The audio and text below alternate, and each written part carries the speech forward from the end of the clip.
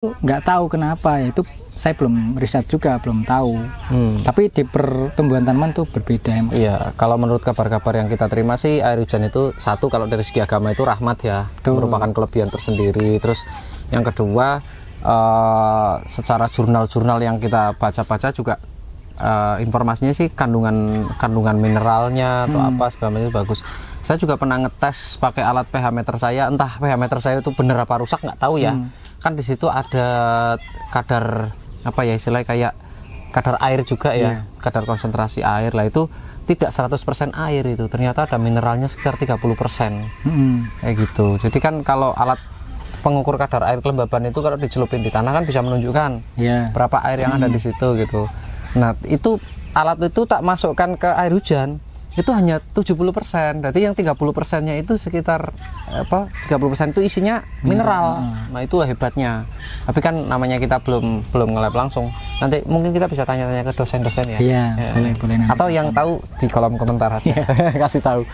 Terus ini Mas Gus, sejauh ini selain sudah bermain ke tanaman, memasarkan dan lain sebagainya, ini saya mau tanya, partner-partner yang sudah membantu Mas Gus sejauh ini tuh dari golongan mana saja, kelompok apa saja seperti itu? Sebelumnya saya tuh basicnya IT, tapi saya itu mahasiswa DO Mas. Saya kuliah tapi di informatika, dan di semester akhir saya kena DO. Nah, rekan saya ya dari mahasiswa itu beberapa ada kayak dari teknik kimia, terus dari teknik mekatronika mesin, terus dari teknik informatikanya sendiri itu juga ada. Ketika ada pokoknya bantu-bantu ketika buat aplikasi buat ngatur keuangan dan lain-lain, itu saya dibantu sama mereka juga. Terus kayak bikin website dan lain-lain itu juga nggak saya sendiri. Terus kayak konstruksi itu juga tim konstruksinya sendiri itu ya nggak saya, tapi ada tim dari teknik mesin, dari teknik pengelasan otomotif, itu banyak yang support ke saya. Dulu saya ada gagasan untuk bikin smart farming untuk pertanian yang pakai IoT. Sebelum sekarang ini marak banget IoT untuk pertanian ya, sebelum itu tuh saya punya gagasan itu, dan teman saya menolak mentah-mentah yang bagian robotika. Itu aneh gitu katanya, tapi sekarang buktinya banyak yang memakai kan gitu. Nah, dari itu saya mulai belajar bahwa sesuatu yang bukan pertanian, jauh di luar pertanian, kayak misal katakanlah yang jauh dari pertanian itu kayaknya nggak ada. Pertanian itu masuk semua Mas. Konstruksi masuk, teknik sipil masuk, informatika masuk, mesin masuk, kimia apalagi, teknik pertaniannya juga apalagi, semuanya masuk di pertanian. Jadi teman-teman satu kampusnya saya itu kan banyak, mulai dari teknik tata udara. Ada loh jurusan teknik tata udara. Saya pikir buat apa udara ditata, buat apa? Giliran saya buat greenhouse, wah ternyata butuh kelembapan, butuh sirkulasi udara, butuh pencahayaan, penataan dan lain-lain. Ternyata kanggo Mas. Nah itulah sebenarnya di pertanian itu semua jurusan perkampusan atau pendidikan itu masuk di pertanian, bisa diterapkan di pertanian. Kayak saya nih teknik pengopotan itu ya. Nah itu juga teknik marketing itu, komunikasi publikasi kayak gitu. Ternyata penting juga ya. Penting. Udah berapa menit Mas Fahri? 24, 25. Lu mau tanya nggak kamu? Ini berapa? Greenhouse. Harga dan lain-lain mungkin. Fungsinya apa? Oke, jadi saya tuh punya, kan karena saya developer greenhouse ya, jadi saya tuh punya tim untuk develop greenhouse mulai dari baja ringan, bambu, bahkan besi. Itu punya timnya sendiri-sendiri spesialis. Nah, kebetulan yang saat ini tuh ini baja ringan, konstruksinya baja ringan. Ini tuh mid range ya, jadi tengah-tengah antara bambu itu murah, besi itu mahal, baja ringan itu tengah-tengahnya. Jadi konstruksi yang bisa dibilang mahal juga enggak, murah juga enggak gitu. Nah di sini nih dengan konstruksi seperti ini, ada ventilasi udara di atap, itu ada 2 kanan dan kiri. Itu untuk baja ringan, untuk wilayah seluruh wilayah Pulau Jawa itu saya matok harganya itu di 380.000 per meter persegi luasan lahan, luasan greenhouse-nya, bukan luasan atap. Nah kalau ini sendiri ini sekitar 18 kali 8 itu karena ini saya develop sendiri, nggak ngitung karena ini punya saya sendiri, jadi harganya paling di angka 60-70. Ya itu untuk modal. Ya. Tenaga nggak dibayar. Ya. Iya. Tapi kan ya namanya apa ya, dunia bisnis itu kadang-kadang orang gini Mas Kus, ngitungnya lah ini modalnya segini ya udah Pak, Bapak belanja barang disusun sendiri aja kayak gitu kan. Kalau mau harga murah kan. Kalau mau harga murah. Iya, tapi kan kita harus tetap memperhatikan, oh ini ada keilmuan, ada pengetahuan, terus ada hal-hal yang kita nggak nyampe gitu kan, kayak keberlanjutan, terus kalau ada masalah, kendala dan lain sebagainya kan lebih enak kalau pakai konsultan ya. Jadi untuk greenhouse itu nggak bisa disamakan dengan konstruksi bangunan rumah, Mas. Jadi greenhouse ini kan atapnya plastik. Nah, plastik ini biar awet kan nariknya harus kenceng, harus maksimal.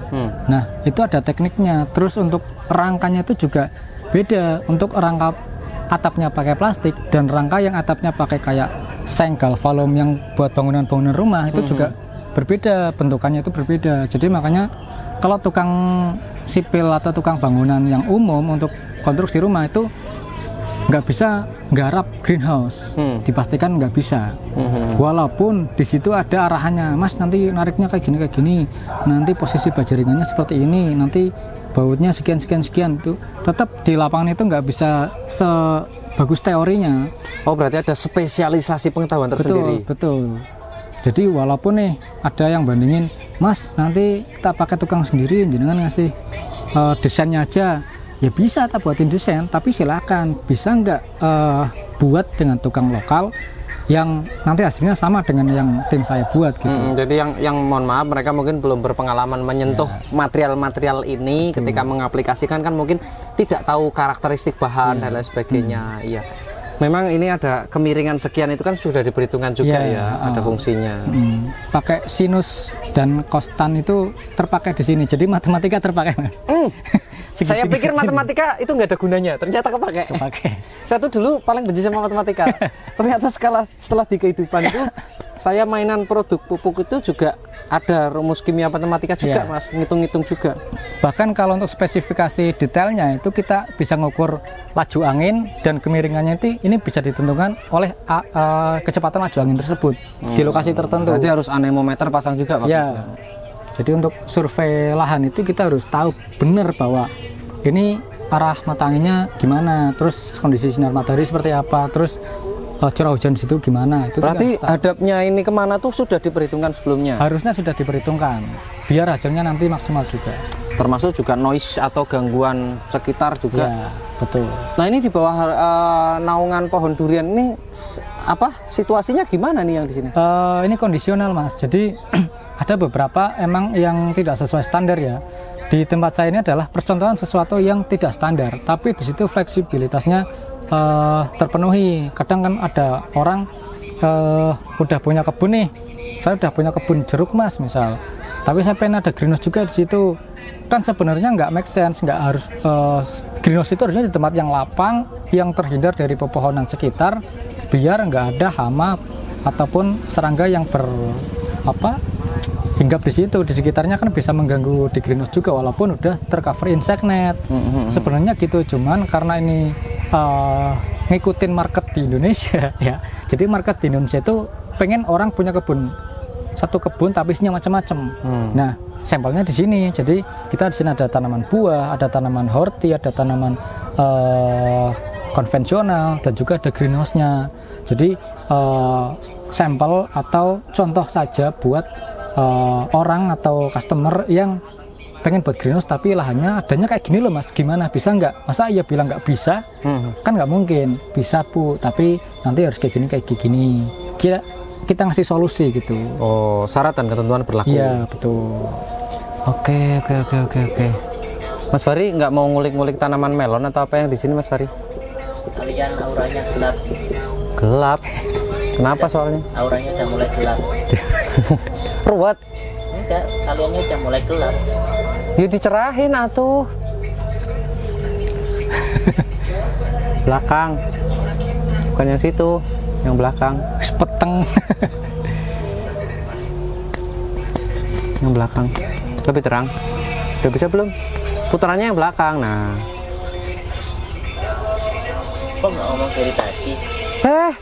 Siapa suruh kamu belajar kamera nggak mau? Itulah kadang kamera juga, ilmu kamera juga di pertanian masuk kan? Makanya lu belajar lu. Oh, ternyata bisa diakali. Iya, ini orang gimana sih? Oh, beda ya, kamera mahal ya. Semua ilmu tuh kepake mas di pertanian. Kalau nggak ada tukang kameramen, nanti kontennya burik mas. Iya nggak? Terus nggak menjual kan? Terus kalau nggak ada tukang podcast, ente mau menyajikan informasi nggak terstruktur. Betul. Jadi orang tuh ini ngomong apa sih kayak gitu. Kan dalam publishing itu ada mekanisme dan struktur penyampaian materi juga ada. Ya. Kayak gitu. Nah, ini sebenarnya kita pengen ngulik lebih banyak tentang tanaman melon ini, tapi mungkin lain waktu ya, karena satu sesi ini kayaknya terlalu pendek, terlalu singkat untuk membahas banyak hal. Ini pertanian itu kalau ngobrol itu sampai jam 12 malam nggak kelar mas. Sampai besok lagi. Ya mungkin pesan-pesan aja Mas Gus buat pemuda-pemudi Indonesia yang tidak mengerti pertanian dan yang tertarik pertanian atau yang baru mau mencoba kayak saya nih, pemula nih di pertanian. Apa nih tips-tips dan saran masukannya? Kalau saya sih lebih ke, kita kan berkebun itu kan nggak sekedar uang dan uang ya. Nah ini Kalau saya itu lebih ke gimana caranya kita tuh suka dulu sama tanaman. Kalau orang udah suka sama tanaman, tanamannya hasilnya bagus, maupun itu pH-nya di luar abnormal lah, pH-nya abnormal, pupuknya rendah, nggak normal, nggak jor-joran, nggak dimanja tanamannya, makanannya seadanya. Itu ketika kita udah menyatu sama tanaman, itu nanti hasilnya lebih bagus daripada yang pakai SOP. Percaya nggak percaya, saya udah mengalami soalnya. Jadi kembalikan ke alam, apapun mereka tumbuh atas ciptaannya kan. Jadi kita manusia, tanaman juga makhluk hidup, manusia sama tanaman sama-sama makhluk hidup. Kalau saya sih lebih ke petani muda itu jangan selalu uang ya, karena kita tuh di pertanian itu ada yang lebih penting daripada uang, yaitu kita menyayangi. Dan bahagia itu kan nggak harus dari uang kalau saya. Terus kalau di lahan yang terbuka, bahkan di greenhouse pun saya selalu mengembalikan semuanya ke alam. Jadi kayak media tanam itu yang orang-orang itu idealis, pakainya kokopit, pakainya sekam bakar, nol unsur hara. Unsur haranya dari Abimik full, karena Abimik udah lengkap, pakai pupuk makro mikro udah lengkap semua situ.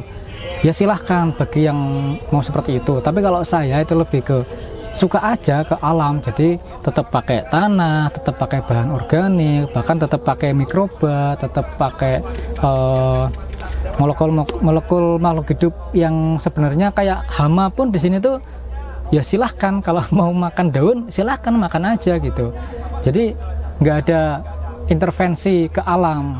Misal alam nih nanam 100, mau hidup 50, hidup panen 20 pohon ya silahkan, itu kan bukan kuasa kita, di luar kendali kita. Kita hanya nanam, kita usaha. Terus ya pokoknya bagi pemuda itu intinya kalau berkebun di pertanian itu selalu usahakan suka sama tanaman. Kalau kita udah suka sama tanaman, kita tahu kebutuhan tanaman itu apa, kita berkebun tanpa SOP yang dari akademisi ataupun SOP yang dari perusahaan-perusahaan itu juga udah bisa. Kita nanam, katakanlah nanam sistem CTC ya. apa itu? Ceblok tinggal celalang. Jadi aman kalau kita udah suka sama tanaman ya.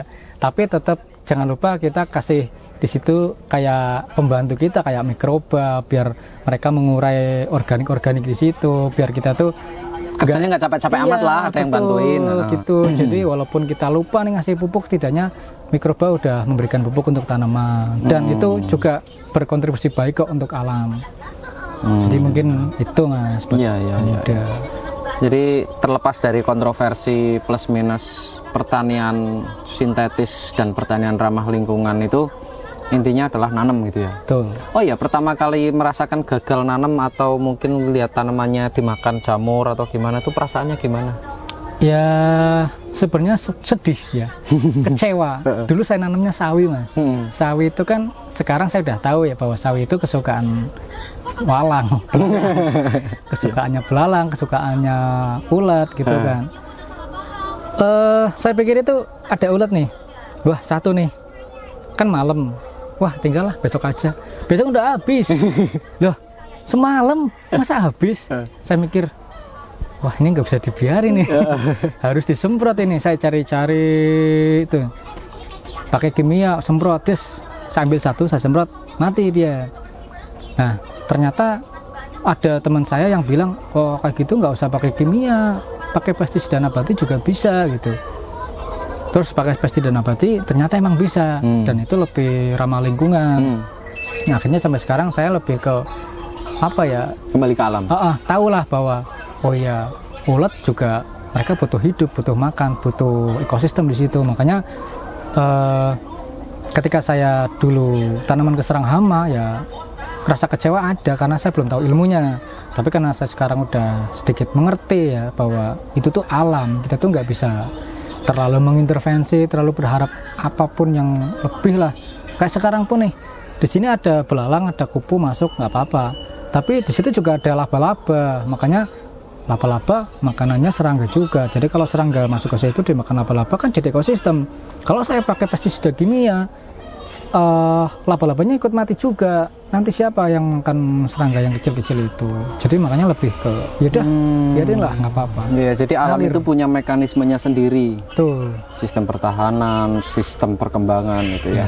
Ya, jadi tanaman itu makhluk hidup, dia juga bisa komunikasi, dan peran komunikasi kita terhadap makhluk hidup lain-lain itu sangat penting ya. Betul, Mas. Jadi bedanya tanaman yang jarang ditengok atau dicuekin aja dengan tanaman yang sering dikunjungin itu tetap ada ya? Ya, itu ada. Jadi kadang orang nggak tahu. Kadang istilahnya apa sih, masa tanam diajak ngobrol? Nah, ini nih. Nah, kadang kan aduh gimana ya, jelasinnya tuh susah, Mas, karena kan emang tanaman nggak bisa ngobrol, dia diem doang. Iya, bahasanya bahasa impuls, denyut gitu. Iya, jadi kelihatan sebenarnya bahwa oh dia tuh lagi bete, oh dia tuh lagi bad mood, wah dia bahagia nih. Itu kelihatan, tapi kan orang kita kurang sensitif kadang mengenali dari tanda-tandanya. mana, kelihatannya dari mana gitu kan. Karena jarang bergaul gitu ya. Jelasnya juga susah ke orang-orang yang seperti itu. Iya, kayak ibaratnya teman kuliah nih ada ciwi cantik, karena kita jarang bergaul sama dia, kita nggak tahu dia marah atau enggak gitu kan. Tapi kalau yang biasa bareng jadi tahu, oh dia lagi tugasnya belum selesai gitu, ngerti gitu ibaratnya. Jadi bisa itu karena terbiasa. Oh iya, witing tersenat jalan saka kulino. Oke. Mungkin sementara itu dulu ya Mas Kus ya. Ini juga kelihatannya udah agak gelap. Kita tag sore banget ini soalnya tadi kesibukan padat. Terima kasih untuk waktunya Mas Kus. Juga nanti mungkin lain waktu kita mau belajar lebih jauh tentang tanaman, tentang teknis budidaya dan sebagainya. Oh ya, nanti kalau teman-teman pengen kontak Mas Kus untuk masalah pengadaan greenhouse, nomor handphonenya berapa Mas Kus? Ada, jadi silakan dikontak aja 0858 7076 3096. Oh, diulangi lagi? 0858 7076 3096. Oke, di KF Hidroponik. Yap. Oke, terima kasih. Seperti itu saja. Lanjut besok lagi aja ya. Sudah habis waktunya. Ya, bye-bye. Assalamualaikum warahmatullahi wabarakatuh. Apa? Mama,